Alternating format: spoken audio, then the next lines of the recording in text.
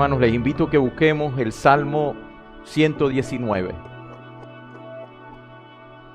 Salmo 119, estamos leyendo algunas porciones de este salmo antes de comenzar la clase, con el deseo en nuestro corazón de que la palabra de Dios nos inspire y nos prepare para la misma. Y entonces, hoy nos corresponde leer a partir del versículo 73 hasta el versículo 80, que es donde termina esa estrofa. Dice así: tus manos me hicieron y me formaron, hazme entender y aprenderé tus mandamientos. Los que te temen me verán y se alegrarán, porque en tu palabra he esperado. Conozco, oh Jehová, que tus juicios son justos y que conforme a tu fidelidad me afligiste. Sea ahora tu misericordia para consolarme, conforme a lo que has dicho a tu siervo. Venga a mí tus misericordias para que viva, porque tu ley es mi delicia. Sean avergonzados los soberbios, porque sin causa me han calumniado. Pero yo meditaré en tus mandamientos. Vuélvanse a mí los que te temen y conocen tus testimonios. Sea mi corazón íntegro en tus estatutos, para que no sea yo avergonzado. Vamos a orar. Señor, te damos gracias por esta mañana. Gracias por la oportunidad de reunirnos alrededor de tu palabra. Y es nuestra oración en esta hora que tú nos des el sentir de salmista, que tu palabra resulte para nuestra alma deliciosa, que sea como una miel dulce que endulce todo nuestro ser. Ayúdanos a ser diligentes, a abrazarla, a entenderla, comprenderla, Señor, y a procurar vivirla. Háblanos a través de la clase en el día de hoy. En el nombre de Jesús. Amén. Bueno, la semana pasada hablamos de 3 ejemplos de personas que vivieron en este tiempo de los jueces que estamos estudiando y que nos evidenciaron la terrible condición espiritual y lo increíblemente bajo que había caído la nación de Israel. El pecado, por sencillo que parezca, siempre endurece, siempre degenera, siempre envilece, siempre corrompe, siempre desnaturaliza el alma. Y esos 3 ejemplos que mencionamos demostraron como un poco de negligencia y un poco de descuido en cumplir la voluntad de Dios terminó endureciendo, terminó degenerando y terminó envileciendo a gran parte de esta nación, así como llevándola a un estado de anarquía tal que dice la propia Escritura que en aquellos días no había rey en Israel y cada uno hacía lo que bien le parecía. Estos 3 ejemplos fueron ¿quiénes? ¿Quiénes? Abimelec,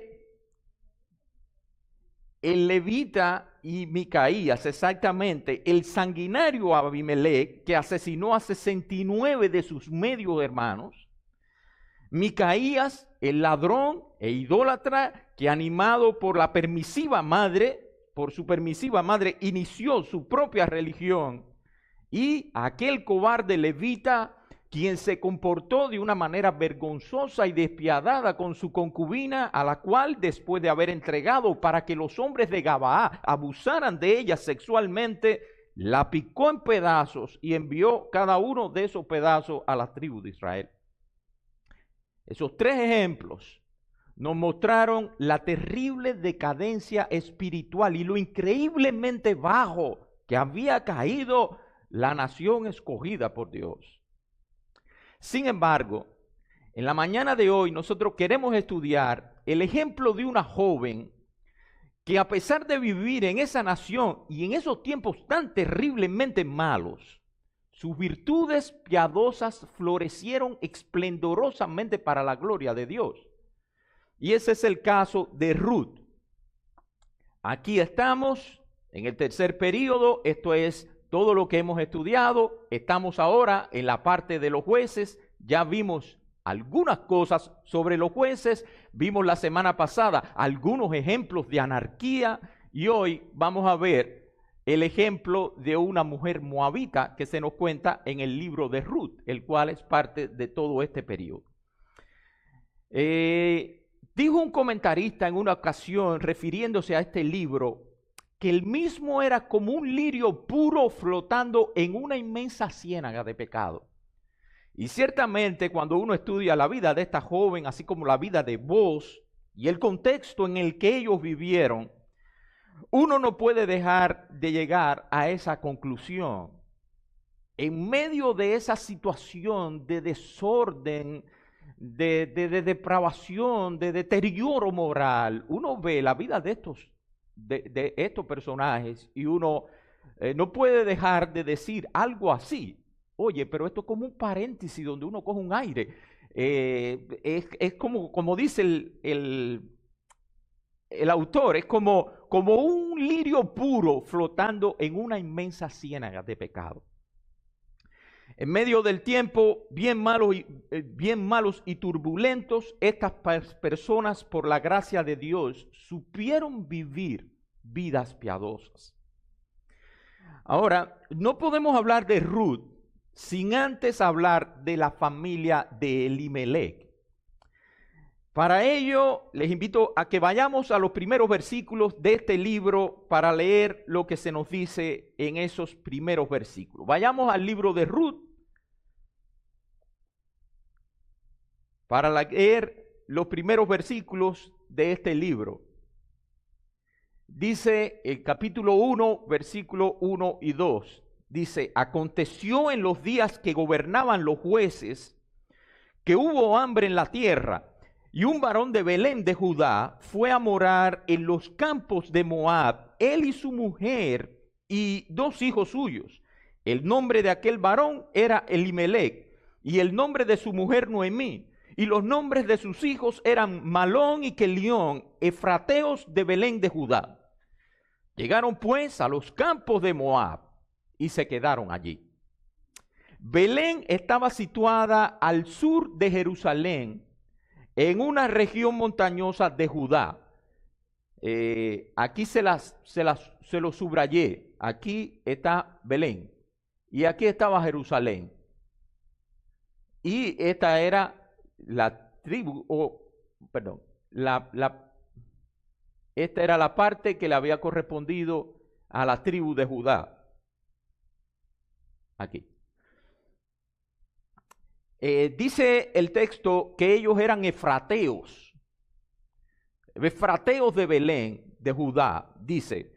Y Efrata era el nombre antiguo con el que se conocía la ciudad, según se nos menciona en Génesis capítulo 3, versículo 19. Por eso se nos dice que ellos eran efrateos, y a veces la escritura se refiere a esta ciudad como Belén Efrata, para distinguirla de la otra Belén menos conocida, pero mencionada en Josué capítulo 19, versículo 5, la cual era parte del territorio de Zabulón. Habían 2 Belén.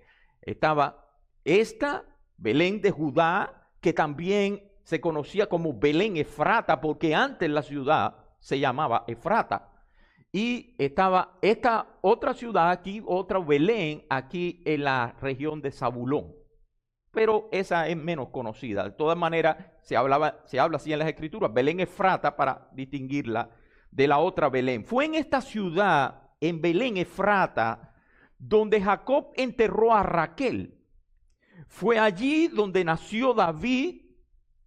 Es de esta ciudad de la que se nos dice en Miqueas capítulo 5, versículo 3, pero tú, Belén Efrata, pequeña para estar entre las familias de Judá, de ti me saldrá el que será Señor en Israel. Y fue en esta ciudad donde nació el Mesías, donde nació Cristo. De allí fue de donde salió la familia de Elimelec. La mayoría de los comentaristas coinciden en que el posible tiempo en el que transcurrió esta historia debió haber sido cercano al tiempo de Gedeón, ya que fue en este tiempo en el que el pueblo de Israel padeció una gran hambre a causa de los saqueos y los ataques por parte de los madianitas. Dice Josué capítulo 6, versículo del 1 al 6, los hijos de Israel hicieron lo malo ante los ojos de Jehová, y Jehová los entregó en manos de Madián por 7 años. Y la mano de Madián prevaleció contra Israel, y los hijos de Israel por causa de los madianitas hicieron cuevas en los montes y cavernas y lugares fortificados. Pues sucedía que cuando Israel había sembrado, subían los madianitas y amalecitas, y los hijos del oriente contra ellos subían y los atacaban. Y acampando contra ellos destruían los frutos de la tierra hasta llegar a Gaza, y no dejaban que comer en Israel ni ovejas, ni bueyes, ni asnos, porque subían ellos y sus ganados y venían con sus tiendas en gran multitud como langostas. Ellos y sus camellos eran innumerables, así venían a la tierra para devastarla. De modo que empobrecía Israel en gran manera por causa de Madián, y los hijos de Israel clamaron a Jehová. Muy probablemente este haya sido el tiempo en el que transcurrió esta historia que vamos a ver hoy. No podemos saberlo con certeza, no podemos afirmarlo con certeza, pero muy probablemente fue ahí. Lo cierto es que la misma ocurrió en tiempo de los jueces, y que la familia de Elimelech se encontró en problemas que había en el país y en el hambre que estaba reinando allí en el país. Y uno puede imaginarse la ansiedad y la preocupación que esto tiene que haber traído al corazón de este hombre a la luz de la responsabilidad doméstica que tenía. De seguro que no era fácil para este hombre tener que ver a su familia pasar hambre, pasar por esta situación y quedarse allí sin la seguridad de que aquello pronto iba a terminar. Y por lo que se nos dice en los primeros versículos, parece que la situación llegó a un nivel importante allí, que ya no podía soportarse más y que él se vio en la necesidad de tomar una decisión y actuar urgentemente conforme a la misma. Así que él tomó a su familia y se trasladó con ellos a la ciudad de Moab, al este del Mar Muerto. Perdón, estoy hoy trocado con los botones. Él se trasladó de aquí a Moab. ¿Fue correcta la decisión que tomó este hombre? ¿No actuó este hombre conforme al sentido común? ¿No se comportó de manera leal, fiel y responsable en la decisión y en los pasos que tomó? ¿Se comportó así, fiel, responsable? ¿Qué ustedes creen?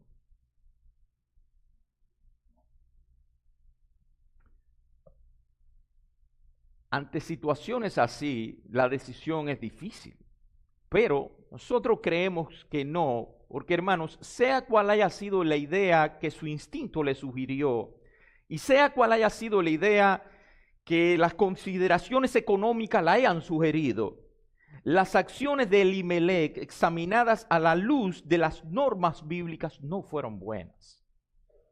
¿Y cómo nosotros lo sabemos? Bueno, porque Dios claramente le había prohibido a su pueblo asociarse con las naciones paganas que le rodeaban.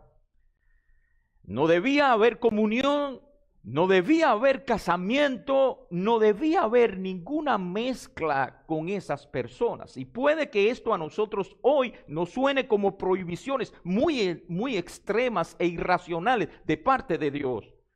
Pero sea como nos suene, Dios, teniendo buenas razones para hacerlo, lo había prohibido.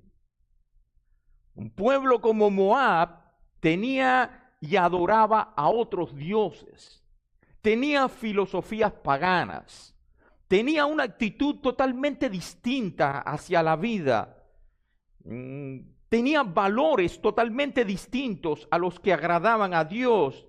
Un pueblo como Moab tenía su propia perspectiva en cuanto a la familia, en cuanto al sexo, a las mujeres, el mundo, el día de reposo, la muerte, etc. Estas personas no tenían nada en común con el pueblo de Dios. Por tanto, como otros pueblos aledaños, presentaban una continua amenaza y un peligro para el pueblo de Dios. Por tanto, cuando Elimelech se va a vivir a la tierra de Moab, él lo hace a pesar de la prohibición de Dios, a pesar de que Dios lo había prohibido tal cosa. Él hace algo que Dios había prohibido claramente. Más aún, su emigración a otra tierra es una indicación de que su fe no estaba bien. El mudarse a aquel lugar fue una elocuente confesión de lo débil que estaba su fe. Él estaba viviendo en el pueblo escogido por Dios y en la tierra de la promesa. Y él decidió abandonar ese pueblo y darle la espalda a esa promesa.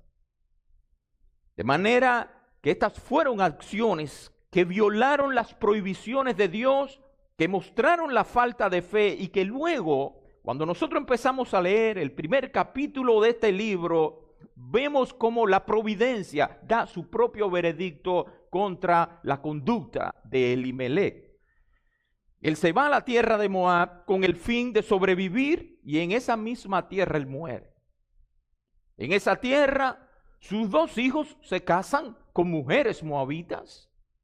En esa tierra sus 2 hijos también mueren. Y en esa tierra el nombre y la familia de Elimelech es llevado a un alto grado de extinción. ¿Qué nos enseña esto?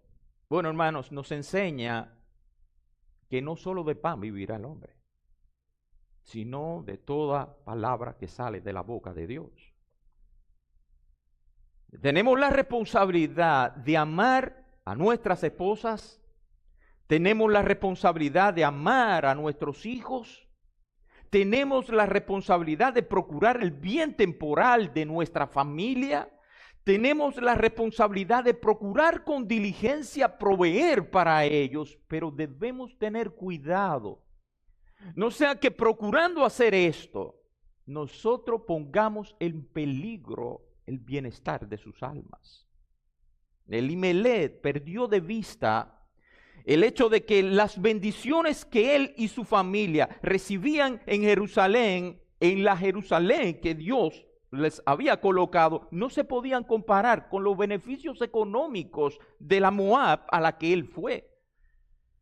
Elimelech estaba tan preocupado por lo económico que se le olvidó el hecho de que al ir a Moab estaría poniendo en peligro las almas de sus hijos, la de su esposa y la suya misma.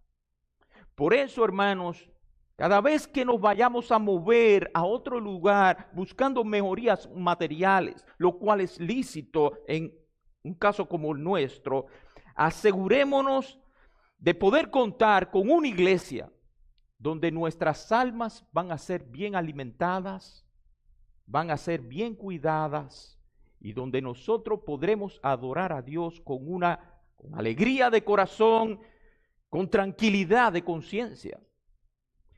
Porque si estando en buenas y fieles iglesias, los creyentes perdemos nuestro primer amor y decaemos espiritualmente, ¿cuánto más no lo perderemos y cuánto más no decaeremos si nos vamos a vivir solos y lejos de la comunión de nuestros hermanos? Y eso es algo que debemos tener presente a la hora de movernos a otro sitio en busca de mejorar, que es una cosa normal. Debemos tener cuidado, hermanos, no solo el hecho de que vayamos a mejorar económicamente, sino también espiritualmente. Bueno, esto es algo de Elimelech. El segundo integrante de esta familia y que estuvo mucho más relacionada con Ruth fue Noemí, la esposa de Elimelech. Y hay una cosa en la vida de Noemí que queremos mencionar muy brevemente, y es la forma en la que esta mujer reaccionó a las providencias aflictivas que visitaron su vida.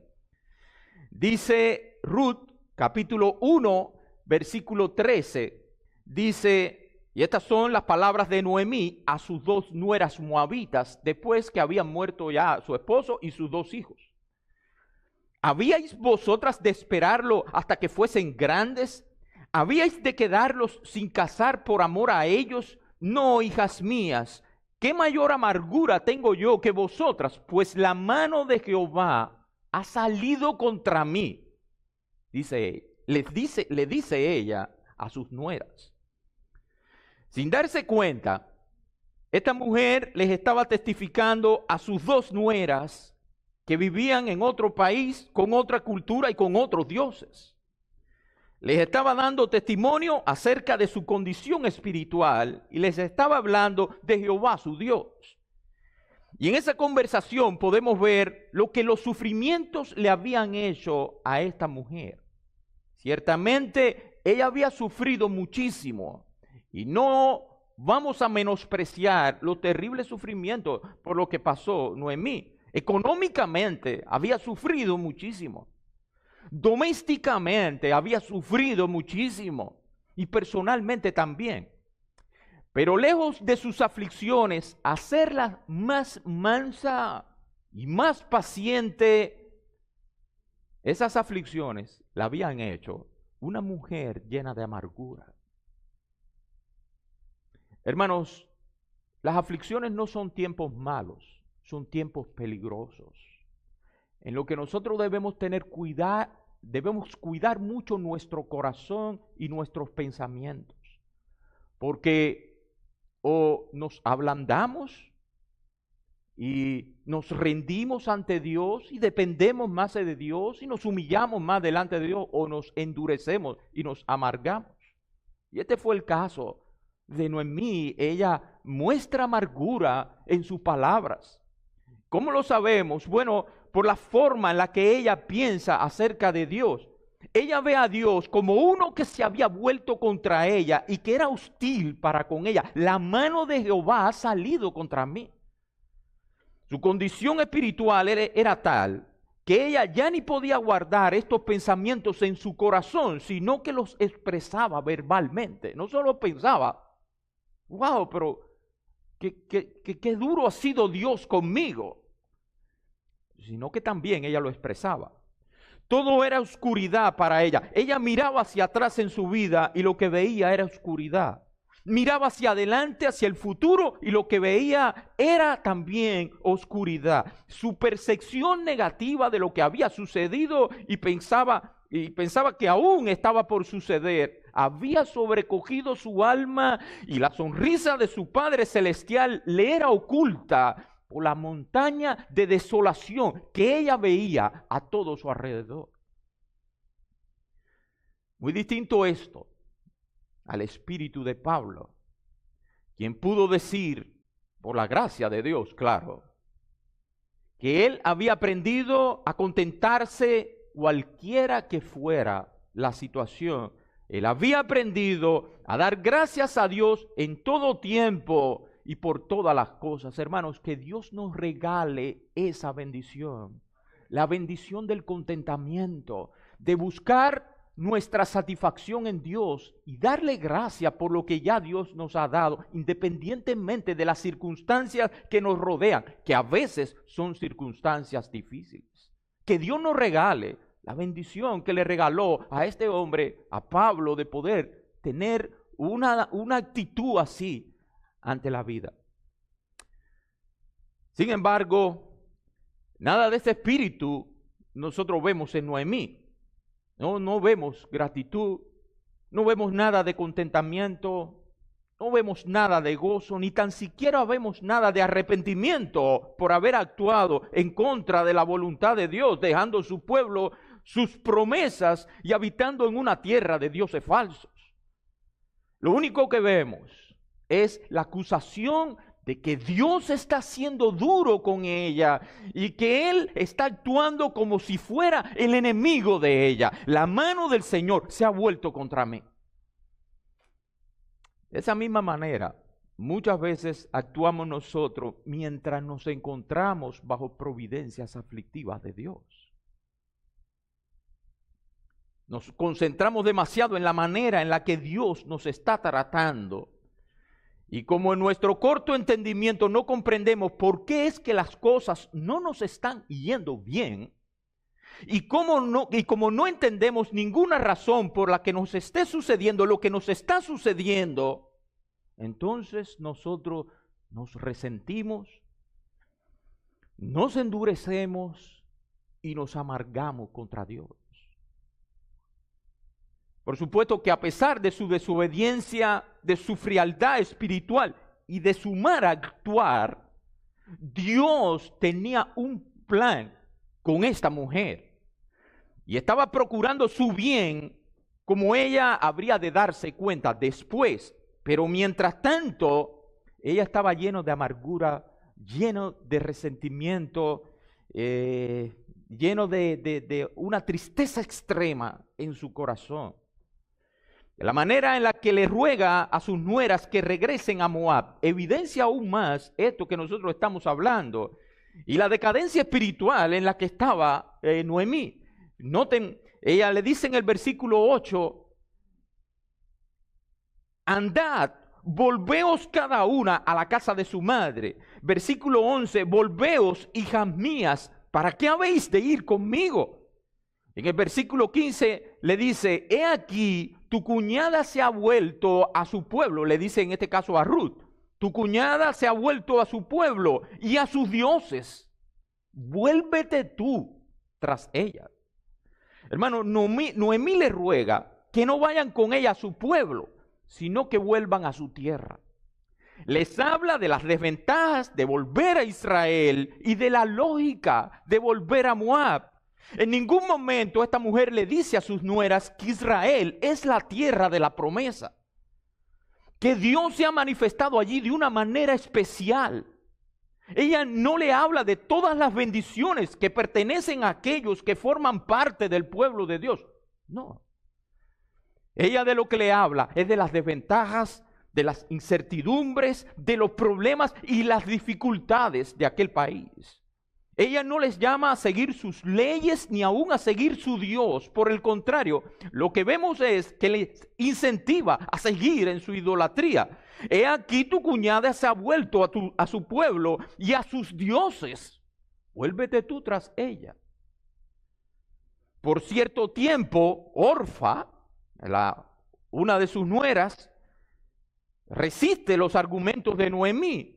Ambas dicen en el versículo 10, dice, no, sino que ciertamente volveremos contigo a tu pueblo. Pero Noemí, usando una vez más sus argumentos, trata de desanimarlas y de convencerlas de que debían volver a su tierra y de lo insensato que sería ir a la tierra prometida. Al final, Orfa regresa, no va a la tierra prometida y nunca llega a conocer acerca del Dios único y verdadero. ¿Quién fue la responsable de esto? Bueno, hermanos, en gran parte fue Noemí. En cierta medida, ella no dio buen testimonio, un testimonio equilibrado de su tierra y de su Dios. Una viuda regresar a Israel no era fácil, no iba a ser una vida fácil. Pero esta mujer enfatizó ciertas verdades y presentó demasiadas dificultades, de modo que Orfa se convenció de que no había futuro para ella ni nada que buscar en la tierra prometida de Dios.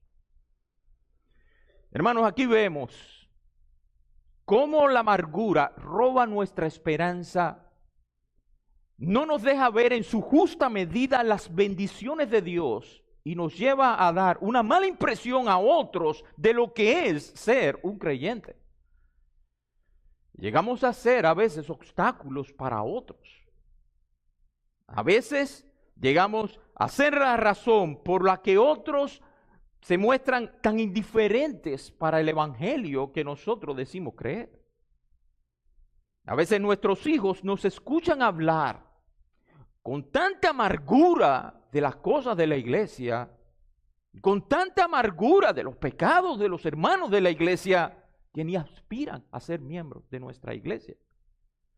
Y Dios quiera que eso no nos pase. Debemos cuidar nuestro corazón de la amargura, porque la amargura no nos deja poner las cosas en la perspectiva correcta, no nos deja hacer juicios correctos, nos amarga, nos endurece y a veces nos hace comportarnos de manera y hablar de manera que lo que termina siendo un obstáculo para otros. Y eso es algo que nosotros vemos en la vida de esta mujer y que nosotros debemos también tener en cuenta.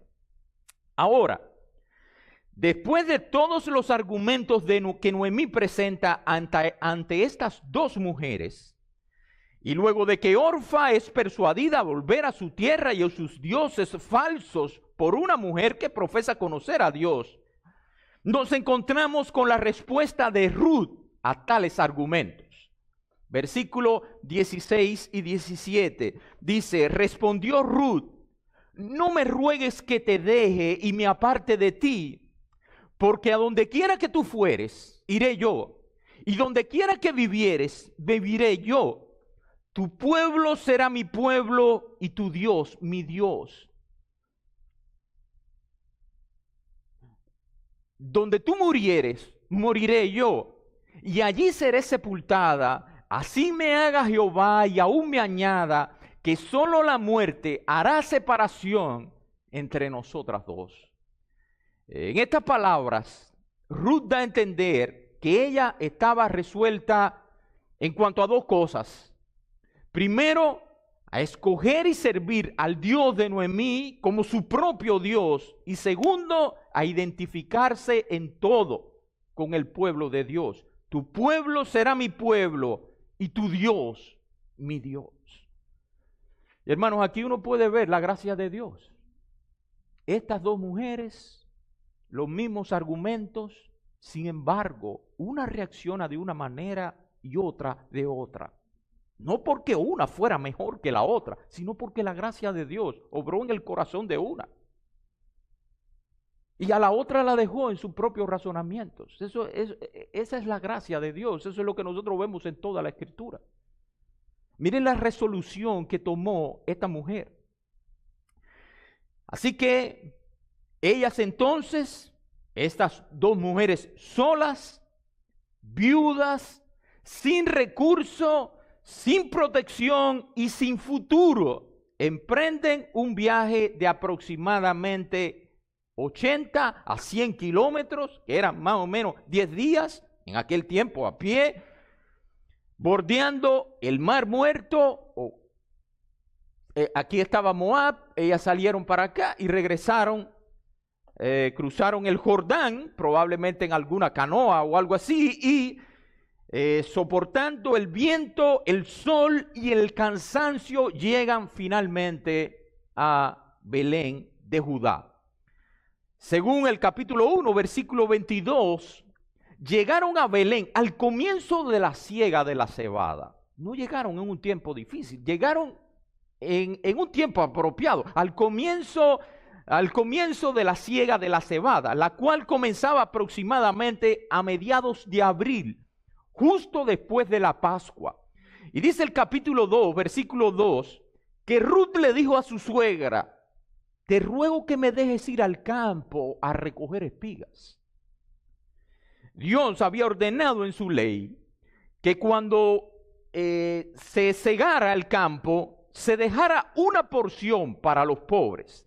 Dice Levítico capítulo 19, versículo 9 al 10, cuando sigues la mies de tu tierra, no segarás hasta el último rincón de ella, ni espigarás tu tierra segada. Y no rebuscarás tu viña, ni recogerás el fruto caído de tu viña. Para el pobre y para el extranjero lo dejarás. Yo, Jehová, vuestro Dios. Esta era una ley social decretada por Dios mismo en esta nación. Eso era una bendición. Eso no era caridad voluntaria del dueño, no. Eso era un mandato de Dios. Los dueños debían dejar sin cosechar los bordes del terreno, lo cual le permitía a los pobres que a los pobres y los extranjeros tuvieran acceso directo, aparte de la producción en el campo. Si durante la siega se caían espigas al suelo, el dueño no debía recogerlas, sino que éstas debían quedar para los necesitados que espigaban detrás de los segadores. Y cuando se recogían las uvas, solo se debía hacer una pasada por la viña, y las uvas que quedaban o se caían debían dejarse para los pobres y para los extranjeros. Si quedaban algunas uvas, esas eran para los pobres, para los extranjeros, igual que las que se caían. De manera que el pobre que más trabajaba, más obtenía. Y esto fue exactamente lo que hizo Ruth, porque ella fue una mujer humilde, fue una mujer diligente, y fue una mujer industriosa y muy hacendosa. Hablando de ella, uno de los siervos de Booz le dijo a Booz: cuando Booz ve a esta mujer trabajar tan duro, él pregunta, y el siervo de Booz le dice: ella vino y ha permanecido desde la mañana hasta ahora sin descansar ni aún por un momento. Esta mujer no se deprimió al verse en la condición en la que estaba. Pobre, viuda, sin recursos, sin protección, viviendo en un país extranjero y probablemente, hermanos, esto es un dato interesante, probablemente estéril, porque ella había estado casada con Malón por aproximadamente 10 años. Y todas esas cosas seguramente pesaban en la mente y en el corazón de esta mujer. ¿Qué hago yo aquí? Viuda, pobre, probablemente hasta estéril en un país extranjero. Sin embargo, ella no se deprimió. Ella no se amargó ni se quejó por Dios no haberla recompensado, a pesar de ella haber tomado la resolución de hacer de Dios su Dios. No. Esta mujer fue diligente y fue extremadamente laboriosa durante ese tiempo de intensa labor agrícola que duraba la siega de la cebada y la siega del trigo, que eran aproximadamente 7 semanas que duraba todo eso, es decir, casi 2 meses. Durante 2 meses esta mujer hizo lo mejor que pudo con tal de buscar el alimento para ella y para su suegra. Ahora, notemos la forma en la que ella encuentra el campo de Booz. Dice el versículo 3 del capítulo 2. Fue pues, llegando, espigó en el campo en pos de los segadores. Y aconteció que aquella parte del campo era de Booz, el cual era de la familia de Elimelec. La Reina Valera actualizada traduce este texto: ella fue y al llegar espigó en el campo tras los segadores, y dio la casualidad de que la parcela del campo pertenecía a Booz, que era de la familia de Elimelec. La Nueva Versión Internacional dice: Ruth salió y comenzó a recoger espigas en el campo detrás de los segadores, y dio la casualidad de que el campo donde estaba trabajando pertenecía a Booz, el pariente de Elimelec. Y el asunto es que si se traduce literalmente la última parte de este versículo, tal y como está en el original, tendríamos que decir: y su suerte cayó sobre la parte del campo que le pertenecía a Booz. Por eso estas versiones traducen: y dio la casualidad. Porque la idea que da el original es como si esta mujer se hubiera encontrado con este campo por casualidad. Y ciertamente eso fue algo que Ruth no planeó, y eso fue algo que Noemí ni se imaginó. A ella de seguro que esto le pareció algo que sucedió por casualidad, pero nosotros sabemos que, hermanos, esto no fue en lo absoluto un accidente, ni fue algo sucedido por casualidad. Porque detrás de todo esto estaba el amor, el cuidado especial y la bondad de la providencia del Todopoderoso. Todo esto estaba detrás del hecho de Ruth haber escogido aquel campo como el campo para espigar. De seguro que aquel día esta mujer se levantó por la mañana y luego de hacer ciertas cosas que tenía que hacer, se despidió de su suegra, la cual muy probablemente se sentía un poco nerviosa al ver a esta joven tener que salir tan temprano sola a espigar con personas extrañas.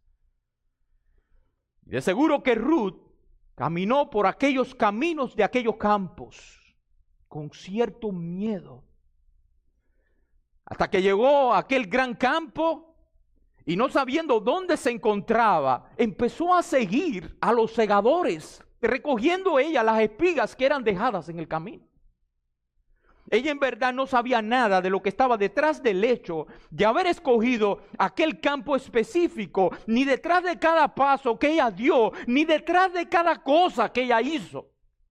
Sin embargo, sin saberlo, en aquel lugar, esta mujer iba a conocer a Booz, el hombre con quien se habría de casar y con quien tendría un hijo, a quien llamarían Obed, y este Obed tendría un hijo llamado Isaí, e Isaí tendría un hijo llamado David, que fue el rey más grande que tuvo Israel, y de quien en la plenitud del tiempo vendría ¿quién? ¡Wow!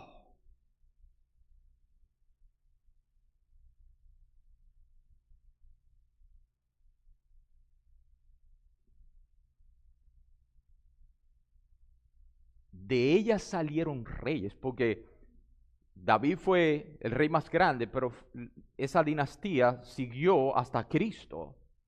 Y Cristo sigue reinando.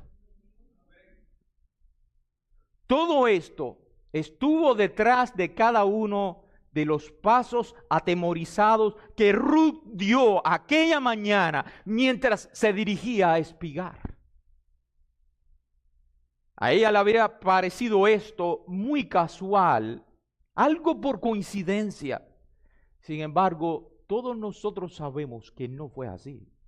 Y esto nos recuerda cuán importantes son todos los detalles de nuestra vida. Hermano, no hay evento de nuestras vidas que no tengan su importancia, por más casuales o insignificantes que esto nos parezca. De ahí que nada en nuestra vida debe ser tratado con desprecio. El Señor Jesucristo nos dice que el cuidado de la providencia de Dios sobre nosotros es tan completo que aún los cabellos de nuestra cabeza, innumerables para nosotros, están todos contados por Él. Que ni un solo pajarito cae sin que el decreto del Dios Todopoderoso lo haya determinado. Dios, hermano, Dios es Dios. Nosotros no somos capaces de imaginar cómo es que Dios hace todo eso. Pero Dios es Dios y Él tiene el control de todas las cosas, incluyendo esos pequeñísimos detalles como lo que estamos viendo aquí. Y este es un ejemplo de las Escrituras, dentro de muchos otros que nos enseñan esa verdad. Por eso, ¿qué podríamos decirle entonces nosotros a Noemí? Recordemos que ella dijo: el Todopoderoso me ha llenado de amargura, el Todopoderoso me ha afligido. Todas estas calamidades que he sufrido han venido de Dios. El hambre, la emigración, la muerte de mi esposo, la muerte de mis hijos, todo ha venido de Dios porque Él está contra mí. Cuando uno empieza a ver un poquito más la historia y ve un poquitico más de la historia de Noemí, ¿qué podríamos entonces responderle a ella? Podríamos decirle algo así como: Noemí, es verdad que todo esto vino de Dios. Todo fue el producto de su predeterminado consejo y sabiduría, pero no porque te estaba haciendo mal, no porque estaba en tu contra, sino porque estaba a tu favor. Y no solo a tu favor, sino a favor de sus escogidos. Por eso Ruth fue a ese campo específicamente, no solo para espigar el alimento para ti y para ella, sino que tenía que ir a aquel campo porque Dios amó tanto al mundo que habría de dar a su hijo unigénito, y lo habría de dar por medio de tu nuera. Por eso, hermanos, no juzguemos las providencias de Dios, porque no las entendemos. No le acusemos de malas intenciones. No le juzguemos al ver lo que Él hace hoy en nuestras vidas, porque realmente nosotros lo sabremos cuando toda nuestra historia nos sea explicada aquel gran día. En aquel día, la historia de tu vida cobrará realmente sentido. Todo lo que nos sucedió a nosotros cobrará sentido y veremos claramente tu vida y la historia de mi vida, y no será una historia sin sentido, sino una de gran significado que dará toda la gloria a Dios. En aquel día, nosotros no veremos el tapiz de nuestra vida por detrás, como lo estamos viendo ahora. Que vemos solo un pedacito de ese tapiz y lo vemos por detrás. Vemos algunos hilos, pero no podemos ver con claridad qué es lo que hay delante. Pero en aquel día, hermanos, lo veremos como es realmente, y cada hilo, cada puntada del mismo cobrará sentido, y veremos claramente el infinito amor de Dios en todo lo que nos sucedió en nuestra vida. Por eso no juzguemos las providencias de Dios. Recordemos que las cosas secretas pertenecen a Jehová, nuestro Dios, que las reveladas han sido para nosotros y para nuestros hijos, pero que hay cosas secretas que no entendemos por qué está pasando esto, por qué me está pasando lo otro. Esas cosas secretas pertenecen a Dios. Nosotros estamos viendo aquí solo la parte de atrás del tapiz y un pedazo. Pero Dios tiene ese tapiz que terminará glorificando su nombre, y nosotros quedaremos abismados por el gran amor que Dios tuvo con nosotros en toda nuestra vida. Recordemos, hermanos, las cosas secretas. Digámosle eso a nuestra alma en medio de la aflicción. No entiendo, pero yo sé, Señor, que las cosas secretas pertenecen a ti, que tú eres un Dios justo, santo y bueno, y que en Dios no hay despropósito alguno, que mi alma se aferre a esas verdades por medio de la fe, y que yo no empiece a desvariar, ni deje que mi corazón se angustie demasiado y se endurezca y se resienta contra ti. Que esa sea nuestra oración. Ahora, el último personaje importante de este libro es Booz, el esposo de Ruth, el cual también se condujo de una manera honesta, de una manera piadosa, a pesar de los tiempos tan malos y tan difíciles en los que ellos estaban viviendo, y que por haber sido el redentor y el rescatador de Ruth, es en cierta medida una sombra o una figura de nuestro rescatador y de nuestro redentor Jesucristo. Pero como esto es solo un panorama del Antiguo Testamento, no estamos estudiando a detalles cada uno de los libros, sino que solo estamos dando un panorama. Y como ya el tiempo se nos está agotando, nosotros no vamos a entrar en ningún detalle de la vida de este hombre. Lo dejamos de tarea. Léanse el libro de Ruth, estudien la vida de cada uno de esos personajes y estudien también la vida y el comportamiento de este hombre, que fue un hombre sumamente honesto, piadoso y muy diligente también. Booz es un ejemplo para los jóvenes de hoy de lo que significa la diligencia en un hombre. Pero estamos viendo solamente un panorama. de este tercer periodo de la historia del pueblo de Dios. Por tanto, no vamos a entrar en ese detalle. Solo vamos a decir a modo de conclusión 3 cosas de este libro. Hermanos, este libro es una afirmación escatológica de esperanza en medio del juicio. Ruth es una flor que brota en el desierto de los jueces.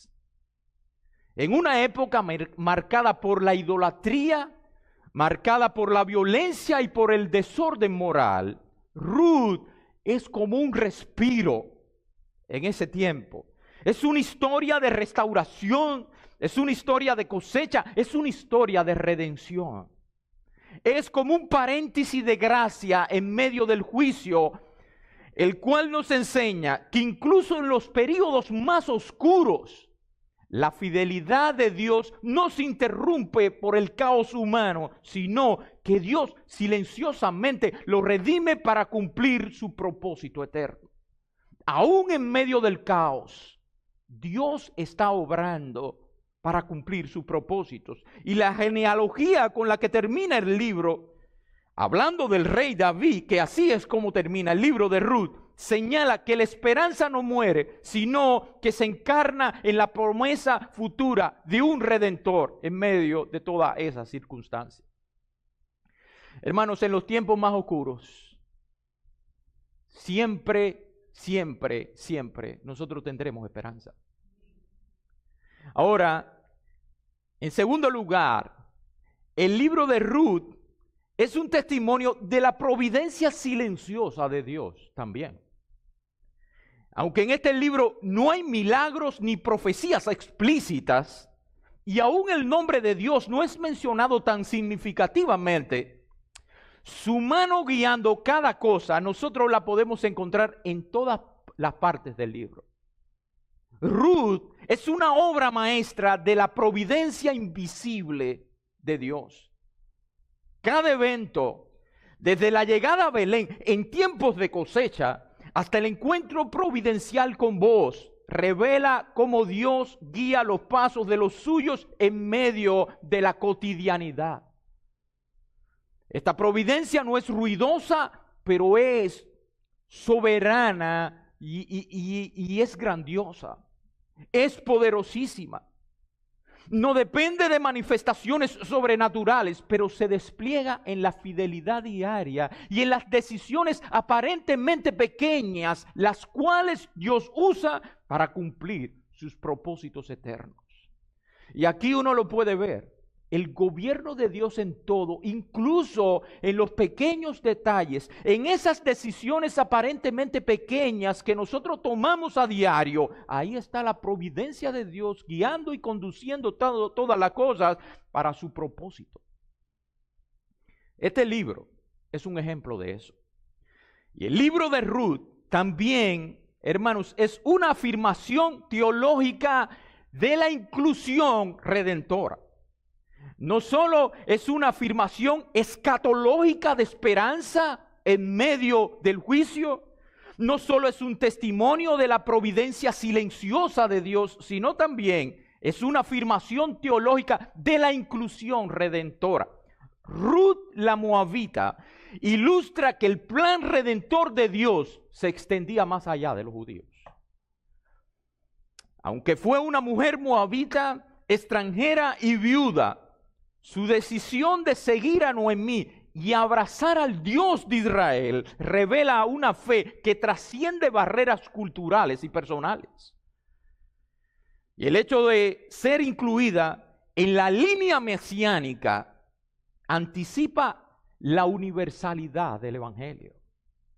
El Evangelio no era solo para los judíos, es para todos aquellos que vienen a Cristo.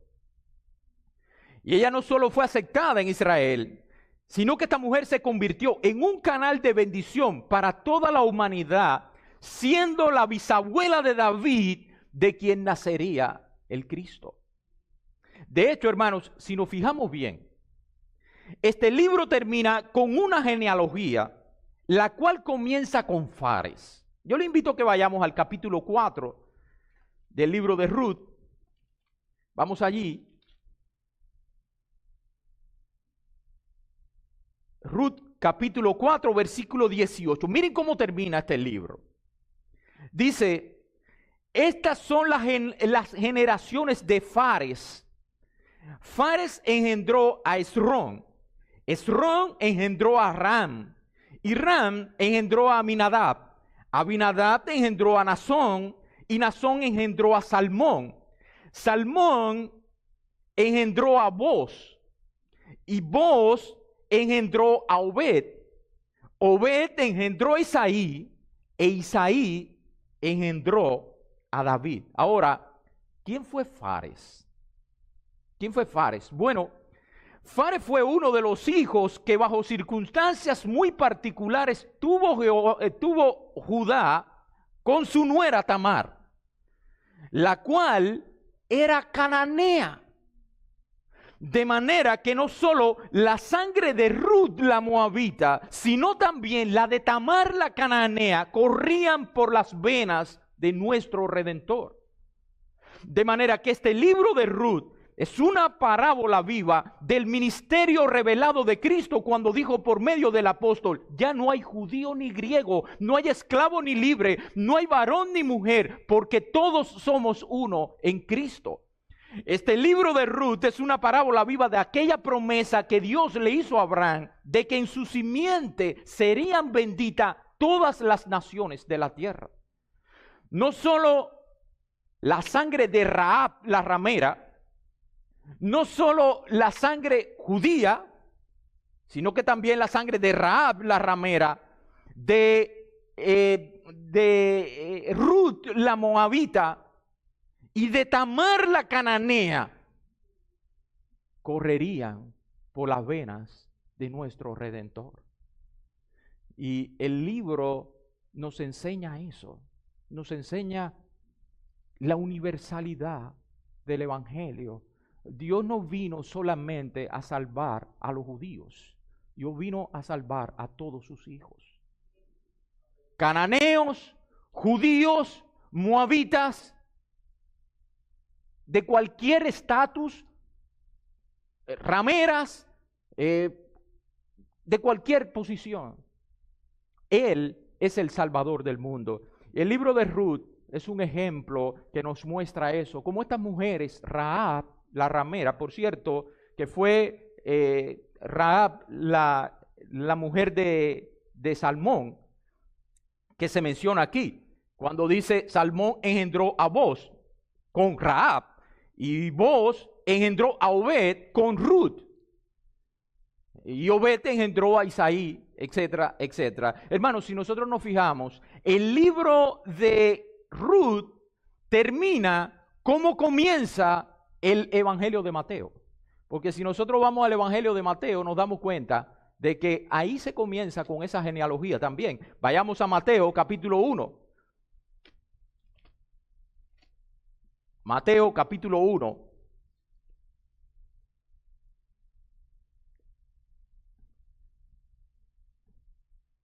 Dice así, libro de la genealogía de Jesucristo, hijo de David, hijo de Abraham. Abraham engendró a Isaac, Isaac a Jacob y Jacob a Judá y sus hermanos. Judá engendró de Tamar a Fares y a Zara. Fueron dos. Fares a Esrón y Esrón a Aram. Aram engendró a Aminadab, Aminadab a Nazón y Nazón a Salmón. Salmón engendró de Rahab a Boz. Boz engendró de Ruth a Obed y Obed a Isaí.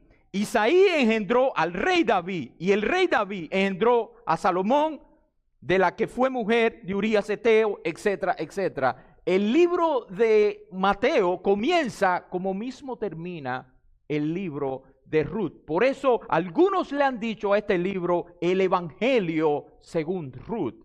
Hermanos, la historia que se nos cuenta aquí es la historia de eso. El enfoque aquí es el enfoque de Cristo. Fue de ahí de donde vino nuestro Redentor. Y estas cosas son algunas de las que aprendemos del libro del Ruth. ¿Alguna pregunta? Porque, son las 11, pero si hay alguna pregunta, usted la puede hacer también, la puede depositar en el buzón de las ofrendas y nosotros trataremos de responderla en la clase que viene, que ya va a ser la última clase de este tercer periodo.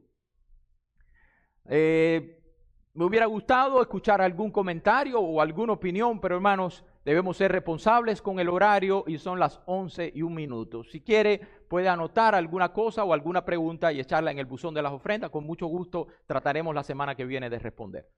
Les invito a que entonces oremos.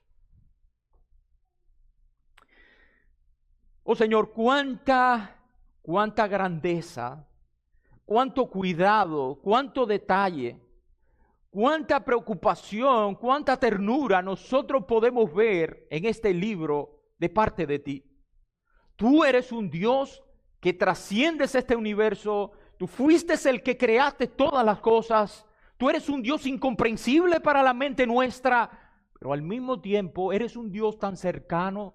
Eres un Dios tan cuidadoso, eres un Dios que estás tan presente en cada uno de nuestros detalles que, Señor, nosotros no podemos dejar de quedarnos admirados con tanta grandeza y al mismo tiempo sumamente agradecidos por tenerte a ti como nuestro Dios.